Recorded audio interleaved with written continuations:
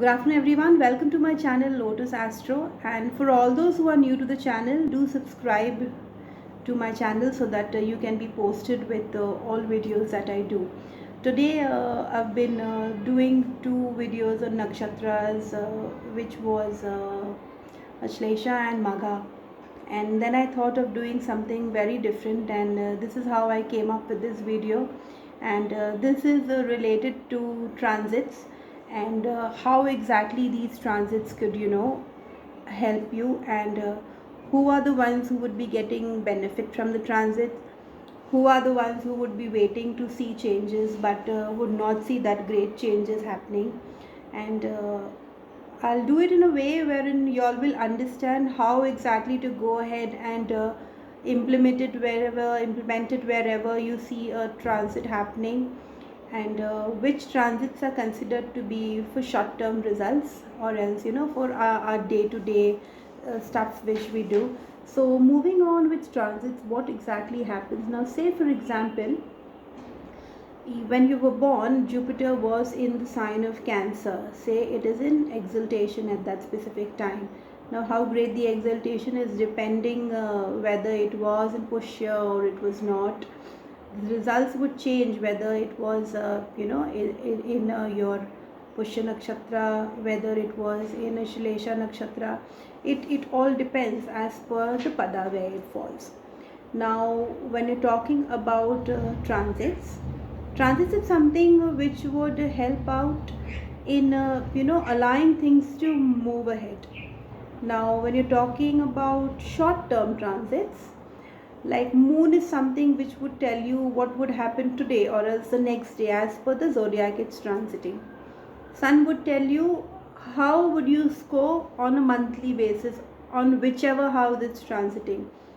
Say if it was transiting your 4th house at the time of birth, and right now it's transiting your 6th house, so it would be working with the 6th house related issues for this specific month. The next month it would be in your 7th house. The same way when you're talking about transits which last for a very long time, like we've got Saturn and we've got Jupiter. These are two transits which are very, very important. Yes, Rahu and Ketu, but we are not talking about Rahu and Ketu. Now, what we need to understand that all of us cannot be facing the same results in a transit.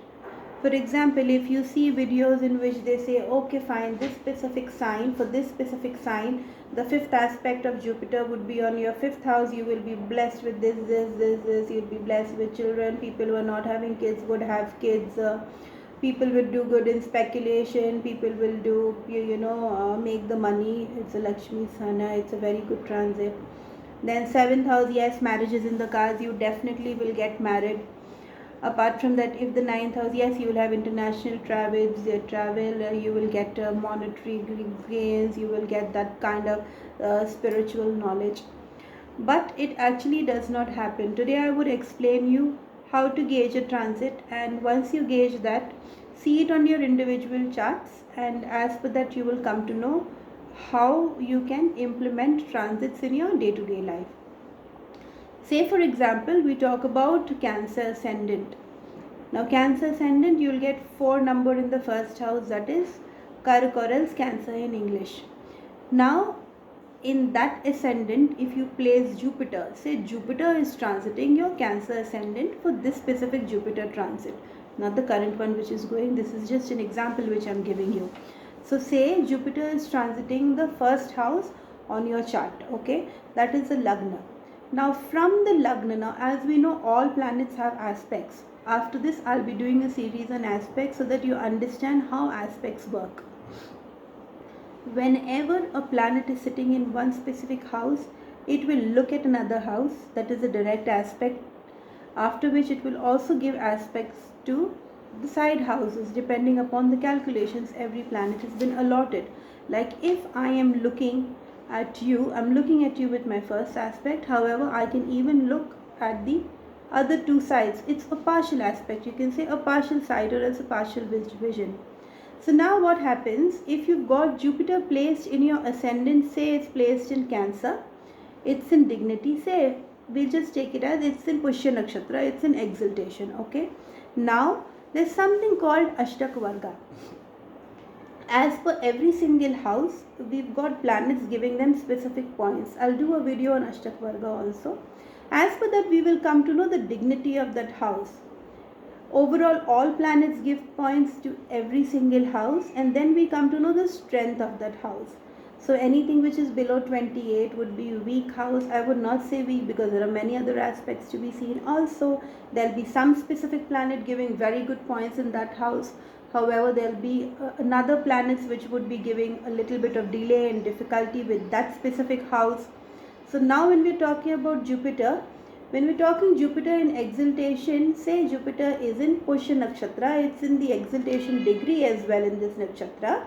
And for somehow in Ashtakvarga is giving you 35 points, means very good. It's a very prominent ascendant. So you can say it's positive for this person. So this person would have a very good ascendant, and overall it would help him.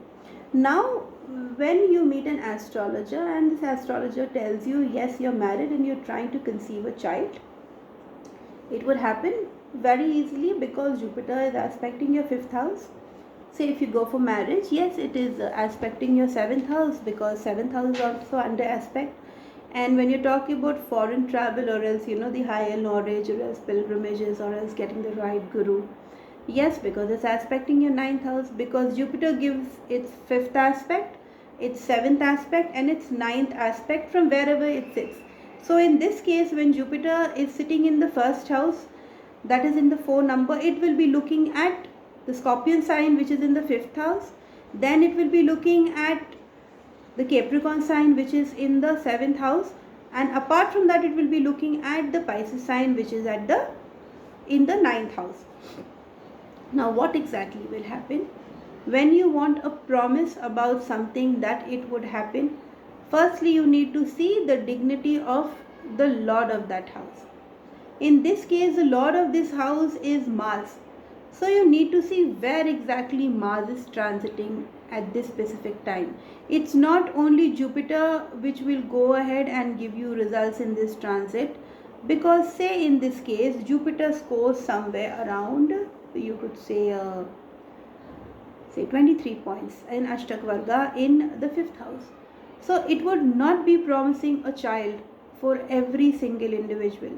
Somebody could have Jupiter which is giving, you could say your Ashtakvarga could be very high in this. Say Jupiter could be giving 6 points or 7 points. Your Ashtakvarga could be somewhere around 36 points. So it is a powerful house. However, not for everyone. For somebody else, Jupiter could be giving 2 points or 1 point.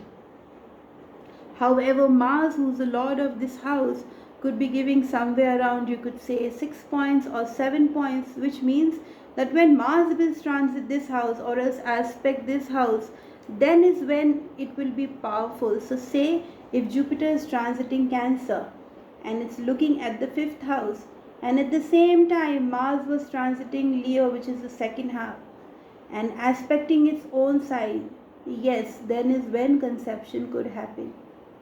Why? Because Ashtakvarga score is high of the house. However, the individual score, when we talk about the Ashtakvarga, the individual score, Jupiter is not scoring that much, but Mars is promising. So in that case, you could say that the transit will, fructify whatever you're thinking that you would get from the transit. Now let's go to another scenario where Jupiter is giving the 7th aspect to the 7th house sign of Capricorn. Now sign of Capricorn, say for example, the Lord of the sign Saturn is sitting in a debilitated position. Say for example, right now Saturn is moving through its debilitated transit. Okay. So firstly, what's happened? The Lord has become weak over here. Secondly, when you're talking about Jupiter, it's giving an aspect. It's giving an aspect to the 7th house. In the Ashtakvarga, the house is scoring very low. So most of the times what I see, people come and they say, okay, Jupiter transit is there, it's looking at the 7th house, that you will get married. Marriage definitely will happen. What we need to check in Ashtakvarga, how much is Jupiter scoring? What is the score? What is the contribution? Contribution by, it's just as a family. It's a family of a couple of planets which are contributing. Okay, there are different individuals. You could say the father, the mother, the child. The contribution in a family is equal. The father works or the mother works. The child supports, is in the house. The grandparents take care. Now, for example, in a family, we are relying completely on the grandparents, and the grandparents are doing nothing for some reason. They're not being able to do. So that kind of support will be lacking in that house. The same way, there are planets which are contributing different points in a specific house. Now, when they are contributing different points, whenever you're talking about an event in to go ahead and resonate with that planet, over here we're talking about marriage. When we're talking about marriage, we need to see when in this specific transit is Jupiter promising a good score, or if Jupiter himself is promising just 1 or 2, it would not work out. The transit would not take. However, the same Saturn, when you're talking about Saturn, when Saturn will go ahead and it will transit through the sign where it will be giving a direct aspect on the chart to its Capricorn sign in the 7th house, automatically you will see changes happening on the marriage front. Another important thing, when you're talking about the 9th aspect of Jupiter, say the 9th aspect of Jupiter in this study would be on the 9th house. So a person trying to move abroad, go abroad, or else higher knowledge, spiritual knowledge, you need to very well check how much is Jupiter contributing in your 9th house. Get onto your Ashtakvarga. If you do not understand how to read your Ashtakvarga chart, if you don't understand your scores, your chart, you can get in touch with us for a complete reading, or else you can even call us up for one specific issue which you're facing on the numbers given below. When you check, each and every house has a specific planetary allotment given in the form of points. Good or bad depends. A very, very strong 6th house would go ahead and give you that kind of health issues coming and going. Okay, however, it also promises it will safeguard you from your enemies, from your debts. When you check the overall, you could say, calculations on the chart, which house is powerful, which house is not powerful, you would come to know with the Ashtakvarga. Ashtakvarga plays a very important role in Vastu as well. So what needs to be allotted and placed well in your house also depends. The same Jupiter, when it is transiting in some other sign and is aspecting a house in which you have a very good score given by Jupiter, say a score such as a 5, a 6, a 7, you will promise you all the goodness, all the greatness of that planet. So there's a lot which you need to keep in mind in terms of transits. Transits would not make you rich overnight. If you just wait, okay, Jupiter is going to transit this specific sign, I would calculate the aspects and expect all the grades. You might be see recorded videos coming up for 30-minute or 1 hour video in which they are explaining, okay, Makar Rashi ke liye ye hoega. This is what you would get if Jupiter transits this for the next 12 months. And then we need to also know that in a transit, how do we gauge transits? We gauge transits when a specific planet is transiting a specific sign. So that zodiac sign is placed on your horoscope, on your astro chart. Whenever a house gets powerful on a chart with the maximum number of planets which are giving it that kind of score in Ashtakvarga, then is when you will see that good happening to you relating that specific house.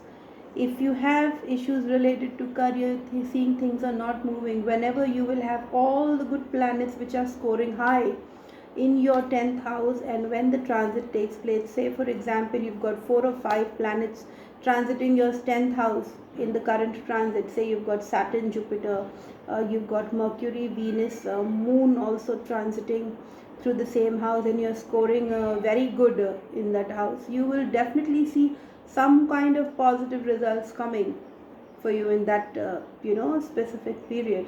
The same thing works with debilitations. You would see debilitations giving bad results only firstly if it is at that debilitation degree, and secondly when you see your planet of debilitation or else maximum transits happening in that specific sign of debilitation. So I hope you have understood my concept of understanding transits and how you would get results only after checking how much that planet has contributed in that specific house where the aspect is falling, and after which jump to a conclusion whether the transit would be bad or whether a transit would be good. If a Mars is transiting a sign of debilitation or else looking at a sign which is not going to be much beneficial, would give problems. If it is scoring somewhere around 6 to 7 points, that means definitely you will have a problem. But if Mars is weak, just giving you 1 point or 2 points, it would not give you troubles. So this is all I had to say about transits and the compilation of transits with the Ashtakvarga, and stay tuned for my next video.